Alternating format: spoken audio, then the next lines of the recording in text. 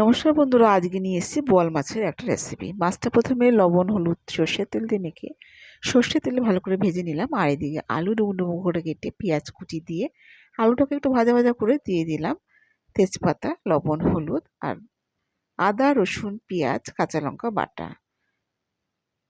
দিয়ে ভালো করে আমি কষিয়ে নেবো। আর দিয়েছি টমেটো কুচি, আদা দিয়েছি এখানে 7-8 কোয়া, এই আদা দিয়েছি এখানে 1 ইঞ্চি মতো, রসুন দিয়েছি 7-8 কোয়া, সামান্য পেঁয়াজ আর প্রয়োজন মতো লঙ্কা দিয়েছি।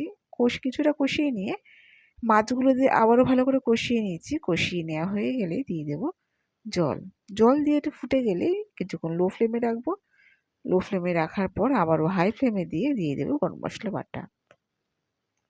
তাহলেই আমার রান্নাটা কমপ্লিট হয়ে যাবে। রান্নাটা ভীষণ ইজি, খেতে কিন্তু বেশ টেস্টি, মাংসের মতো।